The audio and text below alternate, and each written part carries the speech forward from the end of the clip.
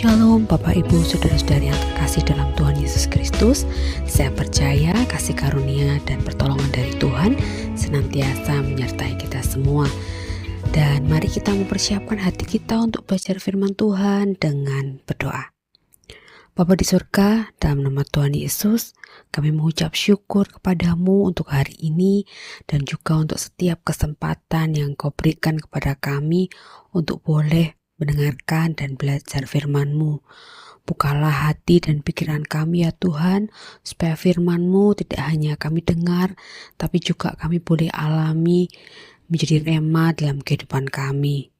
Jika ada di antara kami yang saat ini sedang terluka, lelah, berbeban berat, biarlah melalui firman Tuhan yang akan kami nikmati, kami mengalami penghiburan, kekuatan, dan pemulihan dari Tuhan. Kami serahkan KPA ini sepenuhnya ke dalam tangan-Mu ya Tuhan. Dalam nama Tuhan Yesus Kristus kami berdoa. Haleluya. Amin. Bapak Ibu Saudara, mari kita baca Mazmur 147 ayat yang ketiga. Ia menyembuhkan orang yang hancur hatinya dan membalut luka-luka mereka. Pada suatu kali ada seorang anak kecil bermain sepeda Bapak Ibu Saudara. Kemudian karena satu hal dia jatuh dari sepedanya. Lututnya berdarah. Terus ya seperti biasa anak-anak kalau terluka dia kemudian menangis. Ibunya datang bersihin lukanya, kasih obat, ditutup pakai plester. Dah habis itu beberapa menit kemudian anak ini sudah bisa bermain lagi. Dan 7 hari kemudian lukanya sudah sembuh, sudah kering. Jaringan kulit yang baru juga sudah mulai tumbuh. Luka fisik itu jauh lebih cepat ya untuk bisa sembuh dan pulih. Bisa butuh beberapa hari atau beberapa minggu sudah bisa sembuh. Meskipun mungkin butuh lebih lama untuk bisa sampai benar-benar pulih dan hilang bekasnya. Tapi beda cerita Bapak Ibu Saudara dengan yang namanya luka batin. Apa itu luka batin? Luka batin itu adalah luka yang terjadi pada batin seseorang akibat suatu tekanan yang terjadi secara luar biasa berat atau terjadinya terus-menerus berulang-ulang sehingga kemudian bisa menimbulkan dampak yang menyebabkan luka batin tadi. Pemicunya macam-macam, bisa trauma, bisa kekecewaan, rasa kehilangan, pengkhianatan, penolakan, penyesalan, ketakutan, macam-macam Bapak Ibu Saudara. Nah bedanya, kalau luka fisik tadi butuh waktunya berhari-hari atau berminggu-minggu, luka batin ini jauh lebih lama. Nggak cuma minggu, bisa jadi berbulan-bulan, bahkan bisa bertahun-tahun untuk bisa sembuh dan pulih. Luka batin yang dialami seorang anak di waktu kecil, bahkan bisa berdampak membentuk kepribadian anak itu sampai dewasa. Akan menjadi seperti apa dia nantinya, menjadi sebagaimana apa nanti dia setelah dewasa. Seringkali itu dipengaruhi oleh luka batin yang dialami waktu kecil. Itu sebabnya luka batin itu tidak bisa dianggap sepele ya Bapak Ibu Saudara. Karena dampaknya itu bisa menyebabkan kesedihan terus-menerus, bisa menyebabkan perasaan yang tidak menentu, marah, emosi tidak terkendali, tidak hidup yang tidak terarah, jengkel, bahkan bisa jadi orangnya jadi kayak mengalami ketakutan, fobia, insomnia, pesimis. Bahkan dampak terburuknya bisa menyebabkan seseorang yang terus-menerus dirongrong oleh luka batin yang menuduh dirinya, dia bisa mengakhiri hidup. Nah, seringkali kita lihat ya atau kita dengar berita bahwa ada satu peristiwa kejahatan, ternyata pelakunya itu sebelumnya mengalami luka batin yang kemudian disimpan terus-menerus, akhirnya satu waktu itu mendorong dia untuk melakukan hal-hal yang bersifat membalas untuk menyembuhkan luka batinnya yang sesungguhnya. Justru ketika dia melakukan kejahatan itu bukan semakin sembuh, tapi akan semakin parah. Sayangnya Bapak Ibu Saudara, banyak orang tidak tidak menyadari kalau dia mengalami luka batin di dalam hatinya. Bisa padahal ya, namanya luka batin itu bisa menyebabkan seseorang itu jadi merasa jauh dari Tuhan. Merasa kenapa kok Tuhan tega, kok rasanya Tuhan membiarkan sesuatu terjadi, lalu mulai menjaga jarak dari Tuhan. Kehilangan sukacita, kehilangan damai sejahtera. Ini tentunya menghambat panggilan Tuhan supaya kita bisa memiliki hidup yang jadi berkat bagi orang lain. Bahkan jika dibiarkan terus-menerus, lama-lama bisa menimbulkan akar pahit Bapak Ibu Saudara. Kalau luka itu dibiarkan ya. Kabar baiknya, Tuhan kita yang menciptakan kita ini sangat memahami bahwa kita sebagai manusia itu sangat rentan untuk mengalami luka baik fisik maupun batin kita. Tuhan sangat memahami kita ini sebagai manusia melebihi kita memahami diri kita sendiri. Nah, di dalam Mazmur 147 ayat 33 tadi mencakup dua aspek besar Bapak Ibu Saudara, bahwa Tuhan itu menyembuhkan dan membalut luka. Kalau dalam bahasa aslinya atau dalam bahasa Ibrani, kata yang dipakai untuk menyembuhkan ini adalah kata kerja, rapa, yang berarti menyembuhkan, memulihkan, memperbaiki. Itu sebabnya kita mungkin pernah dengar Jehovah Rafa, artinya Allah yang menyembuhkan, Allah yang memulihkan, Allah yang memperbaiki. Nah, kata yang sama ini dipakai di dalam Keluaran 15 ayat 26. Firman Tuhan bilang begini Bapak Ibu Saudara.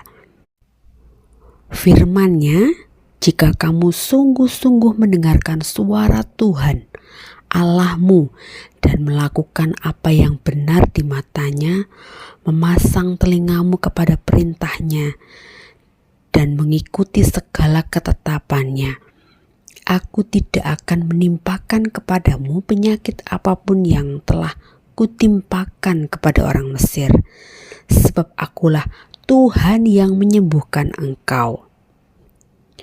Nah, ayat ini sangat jelas bahwa Tuhan itu sanggup menyembuhkan, bahkan sanggup untuk menjauhkan kita dari sakit penyakit yang dialami oleh orang-orang Mesir, artinya yang biasa dialami oleh orang-orang dunia ini, dia sebagai gambaran. Nah, Bapak Ibu Saudara, jadi Tuhan itu menyembuhkan secara aktif. Dan siapa yang disembuhkan? Orang yang hancur hati. Hancur hati berarti bukan sekedar sedih biasa, tapi kesedihan yang mendalam, yang benar-benar membuat hancur hati seseorang karena penderitaan. Nah, di Alkitab ada contohnya Bapak Ibu Saudara. Contohnya adalah misalnya Hana. Hana itu selalu dihina-hina oleh madunya atau istri suaminya yang lain, yaitu Penina. Karena dia belum punya anak. Bertahun-tahun setiap kali mereka pergi ke bait Allah, dia selalu dihina, selalu dicemooh, sehingga hatinya menjadi segitu sedihnya sampai dikatakan di firman Tuhan, sampai dia berdoa, menangis, tidak bisa bersuara karena segitu dalam sakit hatinya. Ada juga contoh yang lain, ada Daud. Daud itu luar biasa ya Bapak Ibu Saudara. Dia sering kali dikejar. Dia kayak orang buronan. Bahkan juga dikhianati.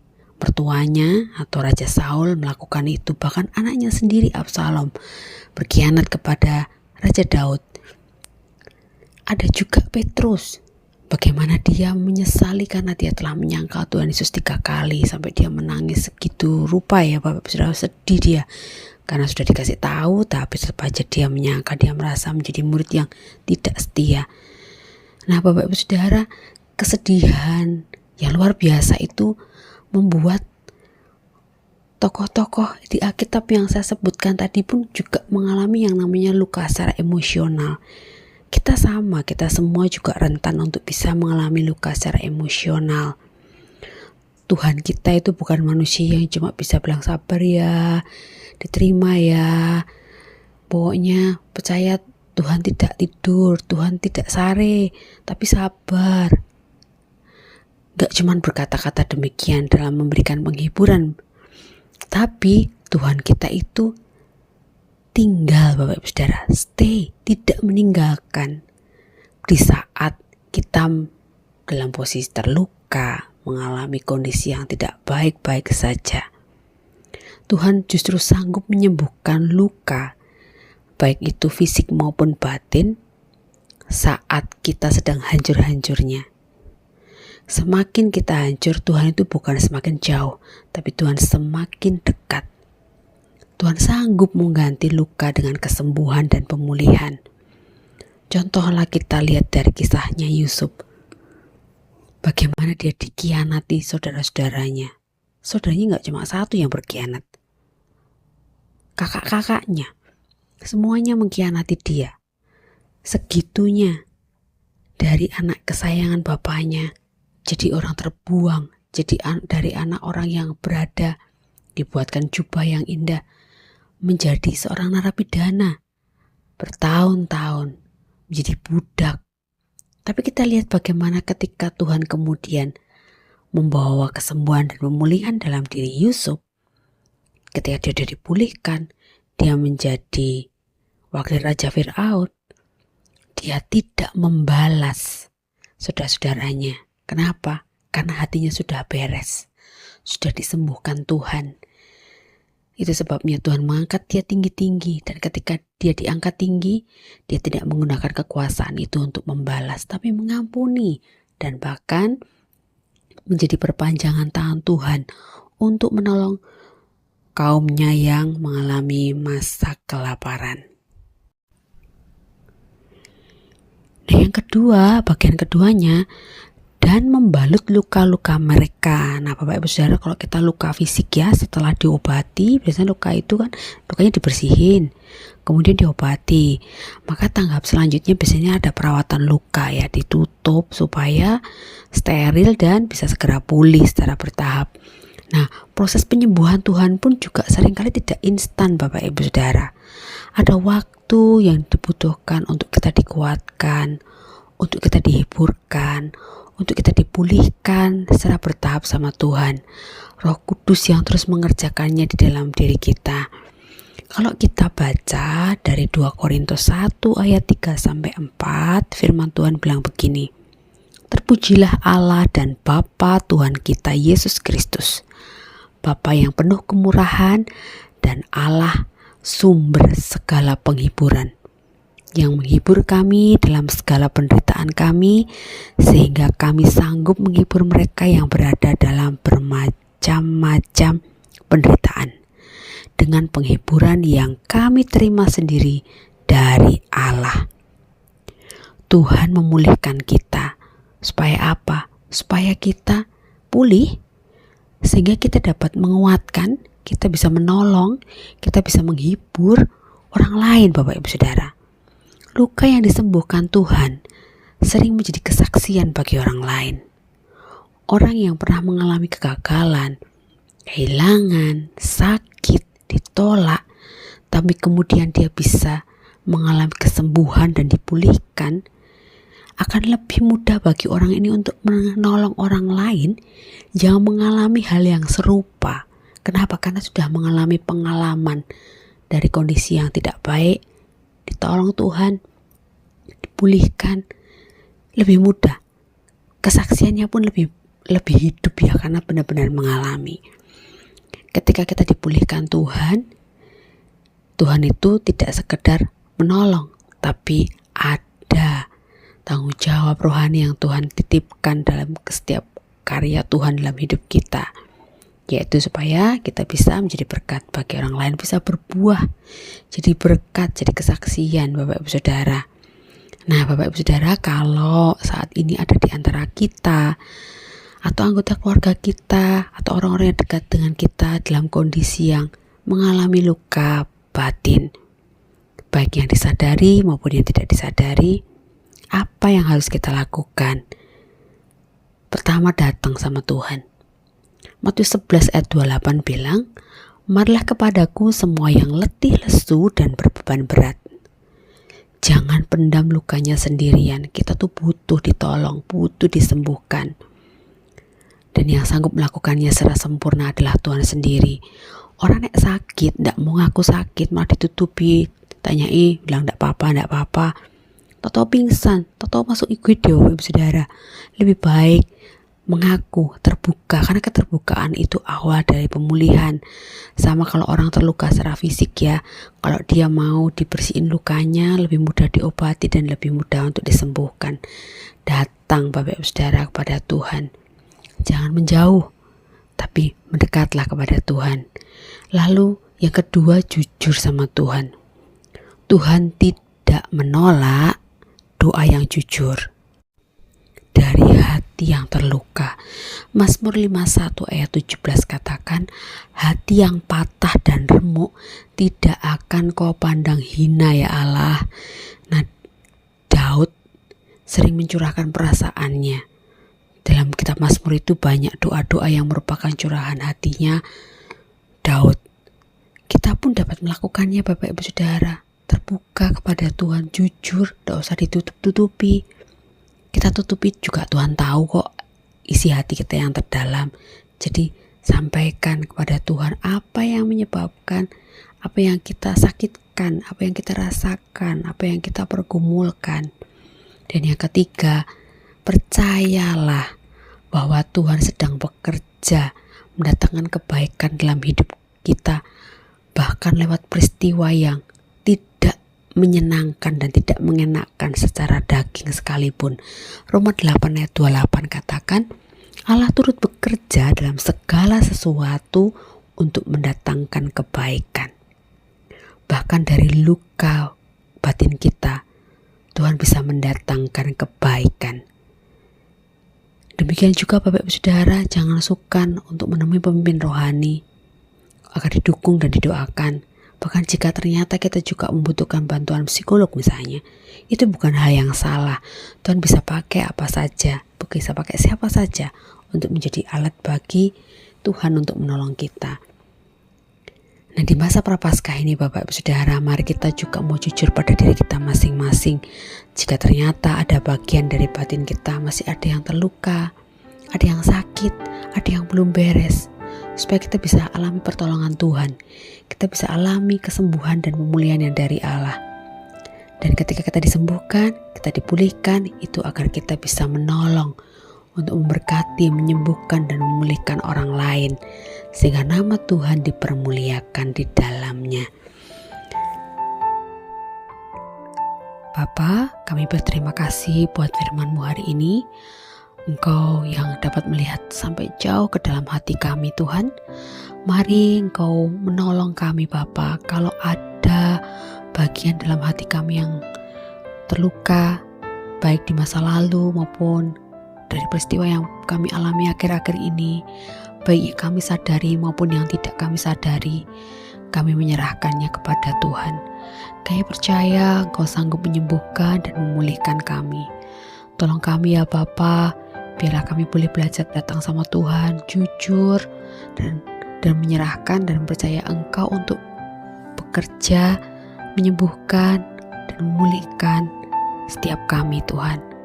Dan biarlah kami terus memegang teguh iman percaya bahwa Engkau sanggup bekerja bahkan dalam situasi yang paling tidak baik untuk mendatangkan kebaikan dalam hidup kami.